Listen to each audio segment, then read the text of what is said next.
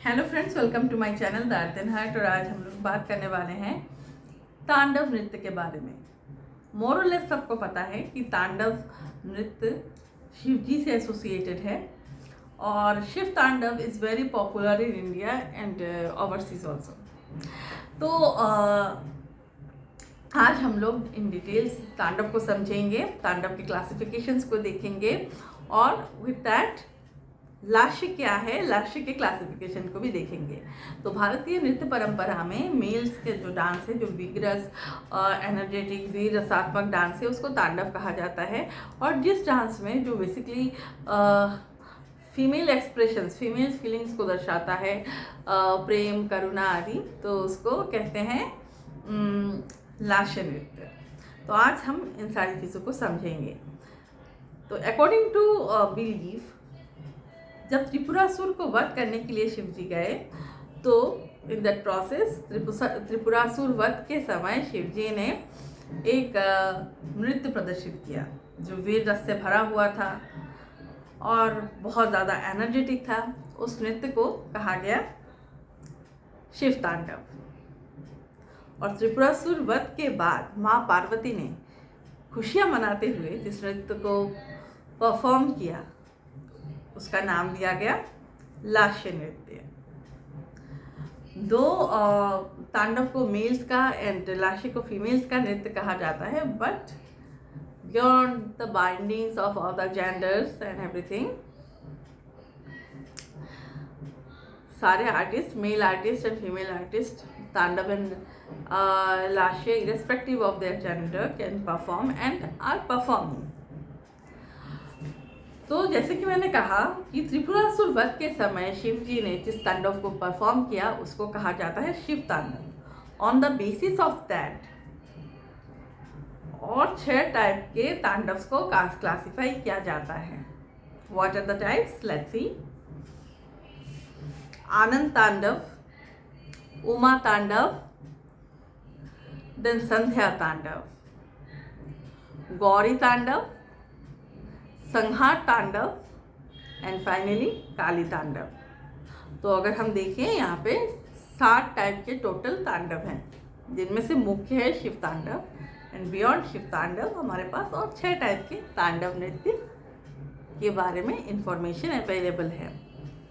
तो अभी हम डिटेल्स में देखते हैं कौन सा तांडव किस भाव को रिप्रेजेंट करता है, शिव जी किस भाव में किस तांडव को प्रदर्शित करते हैं। तो पहला जो तांडव है आनंद तांडव, वो आनंद, सृष्टि के आनंद के साथ, विजय के आनंद के साथ शिव जी परफॉर्म करते हैं। तो उसका भाव जो है वो एनर्जेटिक है, खुशियों भरा है एंड फुल ऑफ लाइफ है। सेकंड इज उमा तांडव। उमा तांडव में शिव और शक्ति का जो दाम्पत्य प्रेम है, जो फैमिलियल लव है, वो डिस्प्ले होता है। उसमें वो अफेक्शन, वो रोमांस, वो रिस्पॉन्सिबिलिटीज झलकती हैं। थर्ड वन इज संध्या तांडव।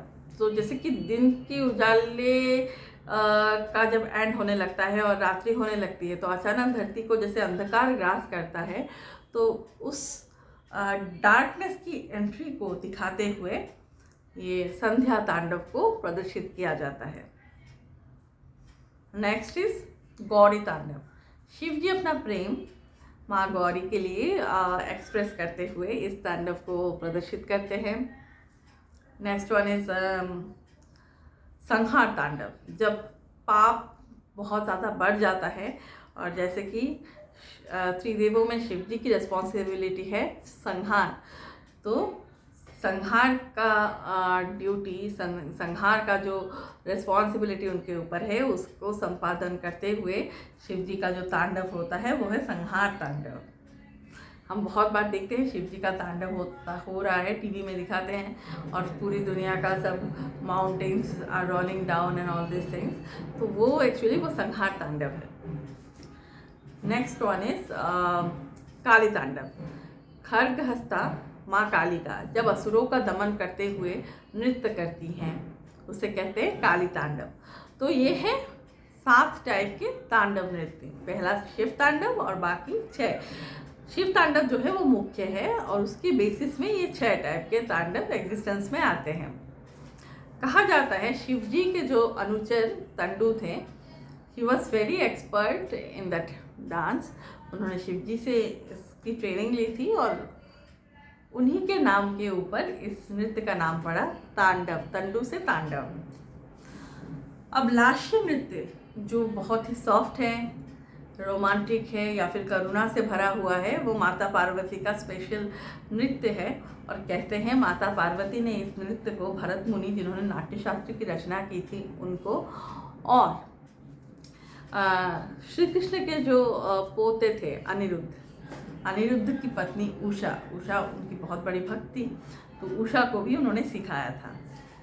और धीरे धीरे उन्हीं के माध्यम से ये नृत्य पूरी दुनिया में छा गया। अकॉर्डिंग टू अभिनय दर्पणकार, जो जिस नृत्य में अंगहार जो है वो उद्धत है, बहुत ज़्यादा एनर्जेटिक है, वीर रसात्मक है, एंड जिसकी वृत्ति जो आरभटी है, वृत्ति के बारे में मैंने पूरा वीडियो डाल रखा है। You can just go to my playlist lectures on performing arts, उसमें आपको मिल जाएगा। वृत्ति के ऊपर पूरा आई थिंक 25-30 मिनट का लेक्चर है, you can go through it. तो आरभटी वृत्ति जिसमें है वही तांडव नृत्य है। संगीत दर्पणकार इसको क्लासिफाई करते हैं 3 भागों में। इसमें है विषम, विकट और लघु, ये 3 क्लासिफिकेशन उन्होंने रखा है बेस्ड ऑन डिफरेंट फैक्टर्स। उसको हम बाद में डिस्कस करेंगे। अगेन संगीत दामोदरकार ने क्या किया है, उन्होंने तांडव को 2 भाग में डिवाइड किया है, एक पेवली और एक बहुरू। तो पेवली में क्या है कि जब सिर्फ वीर रसात्मक उद्धत अंगहार और करण का प्रयोग करते हुए नृत्य को परफॉर्म किया जा रहा है, और उसमें कोई भाव या फिर कोई प्रॉपर नृत्य का कुछ एलिमेंट है नहीं, सिर्फ अंग विक्षेप ही जिसमें मेन थीम है, उसको पेवली कहा जाता है। और जिसमें ये अंग विक्षेप, उद्धत, अंगहार और करण का प्रयोग करके किसी भाव को प्रकाश किया जाता है, किसी नृत्य को प्रदर्शित किया जाता है, उसको कहते हैं बहुरू। इसी तरह लास्य नृत्य में भी 2 क्लासिफिकेशन किए गए हैं, कि यौवत और एक छुरित। यौवत मतलब वो नृत्य जिसमें जो नायिकाएं हैं वो सुसज्जित होती है, उत्तम वस्त्र आभूषणों से सुसज्जित होके जो संवेद यानी ग्रुप डांस परफॉर्म करती हैं, इसको कहा जाता है यौवत। एंड छुरित में नायक और नायिका का नृत्य होता है, एंड उसमें एक भाव, एक कहानी चलती है बैकग्राउंड में। तो ये है बेसिक क्लासिफिकेशन ऑफ लास्य नृत्य। You can just go for it. ये जो वीडियो है इससे आप अपना नोट बना लें। परफॉर्मिंग आर्ट से जुड़ा हुआ किसी भी एग्ज़ाम हो, आप यूपीएससी क्लियर करना चाहते हैं, then also it will be very helpful. And along with that, अगर आपको भारतीय संस्कृति, भारतीय कला से प्रेम है, तो ये चैनल बिल्कुल आप ही के लिए बना है, क्योंकि this channel deals with nature, culture and performing arts. तो please view with me, like, share, comment and subscribe to my channel. Thank you.